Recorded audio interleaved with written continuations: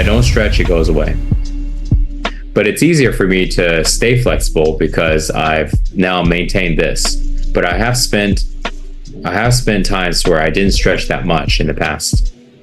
And coming down to the ground like the way I do it was just very, very difficult. Like there's just no way I can do it. If somebody was to go and really focus on increasing their flexibility, they can have big progresses in 60 days. Will you be able to have your come all the way flat on the ground? It really depends on how far you're at currently, but you can progress a lot in 60 days. But the way you'll progress, it's a little bit different than the way that we're doing practice right now. The one difference is right now when we do stretching, we're focusing on relaxing the body as we go into the stretch, or relaxing into the tension. Relaxing into the tension doesn't help you with increasing flexibility directly. It will help with flexibility just because you're stretching, but it's not what you would do if you want to become the most flexible that you can be.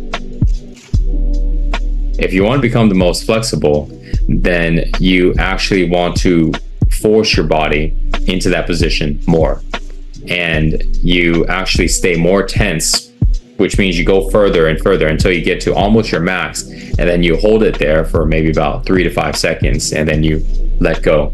You let go, you reduce the range, and then you go back into that range again.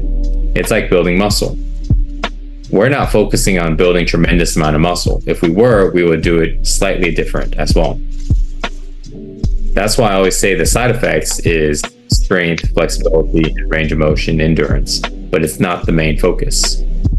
But for those of you that want to improve on those areas a lot more, what you would change is, first, when it comes to flexibility, you don't relax as much in your stretches. You focus on going as far as you can without being injured.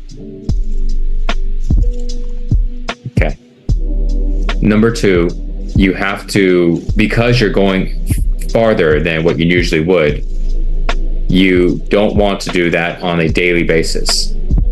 It's just like if you were to push your muscles to the extreme and you were to exercise and really tear down those muscles, you wouldn't do those same exercises the next day, because then your body didn't have a chance to fully recover. And so therefore you would decline instead of progress. So the way you would do stretching is, let's say you would go as far as you can, and you are creating these little micro tears in your muscles. You're stretching out those ligaments, your fascia is stretching, everything's creating these micro tears. And so the next day when you're stretching, you would just kind of take it easy. You would relax. You would not push it really far. You would just kind of go through the movement, and your muscles will probably be sore just from stretching, not even from strength training, just from stretching. And then by the next day after, if your muscles don't feel as sore anymore, then you would do the same thing as you did on day 1, which is you would go far and you would push it close to the limit without being injured. So every time when you do that, you're increasing in flexibility and you're increasing your ability to go down farther in the moves.